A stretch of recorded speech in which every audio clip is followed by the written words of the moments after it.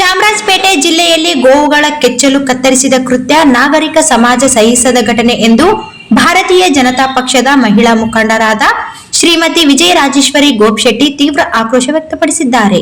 ಜಿಹಾದಿ ಮನಸ್ಸುಗಳು ಮತ್ತು ತಾಯಿ ಪ್ರೇಮದ ಮಹತ್ವ ಗೊತ್ತಿಲ್ಲದವರು ಮಾತ್ರ ಇಂತಹ ಕೃತ್ಯ ಎಸಗಲು ಸಾಧ್ಯ. ಅಂತಹ ವಿಕೃತ ಮನಸ್ಸುಗಳಿಗೆ ಸರಿಯಾದ ಶಿಕ್ಷೆಯಾಗಬೇಕು. ಇದರ ಹಿಂದಿರುವ ಕಾಣದ ಪ್ರಭಾವಿಗಳಿಗೂ ಉಗ್ರ ಶಿಕ್ಷೆಯಾಗಬೇಕು. ಇವರಿಗೆ ಕಲಿಸುವ ಪಾಠ ಭವಿಷ್ಯದಲ್ಲಿ ಎಲ್ಲರಿಗೂ ಎಚ್ಚರಿಕೆ ಗಂಟೆಯಾಗಬೇಕೆಂದು ತಿಳಿಸಿದ್ದಾರೆ. ಹಿಂದೂಗಳು ಗೋಮಾತೆ ಎಂದು ಪೂಜಿಸುತ್ತಾರೆ. ಮುಕ್ಕೋಟಿ ದೇವರ ವಾಸಸ್ಥಾನ ಇದು ಎಂದು ನಂಬುತ್ತಾರೆ. ಇಂತಹ ಕೋಟ್ಯಾಂತರ ಜನರ ಮನಸ್ಸು ಘಾಸಿಗೊಳಿಸಿದ ವ್ಯಕ್ತಿಗಳಿಗೆ ತಕ್ಕ ಶಿಕ್ಷೆಯಾಗಲೇಬೇಕು.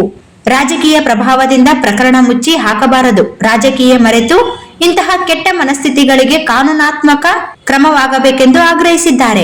ಗೋಮಾತೆ ಮಾನವನ ಅನುಕೂಲಕ್ಕೆ ಭೂಮಿ ಮತ್ತು ಮನುಷ್ಯ ಜನ್ಮಿಸಿದಾಗಿನಿಂದ ಜೊತೆಯಾಗಿಯೇ ಬಂದಿವೆ. ಆರೋಗ್ಯ, ಆರ್ಥಿಕ, ಪರಿಸರಕ್ಕೆ ಪೂರಕವಾಗಿಯೇ ಸಹಕಾರಿಯಾಗಿವೆ. ಇಂತಹ ಭೂಶ್ರೇಷ್ಠ ಪ್ರಾಣಿಯ ಕೆಚ್ಚಲು ಕೊಯ್ದು ಹೇಯ ಕೃತ್ಯ ಜಾತಿರಹಿತವಾಗಿ ಖಂಡಿಸಬೇಕು. ಇಂತಹ ಕೆಟ್ಟ ಮನಸ್ಸಿನವರಿಗೆ ಜಾತಿ ಧರ್ಮ ಇರುವುದಿಲ್ಲವೆಂದು ತಿಳಿಸಿದ್ದಾರೆ.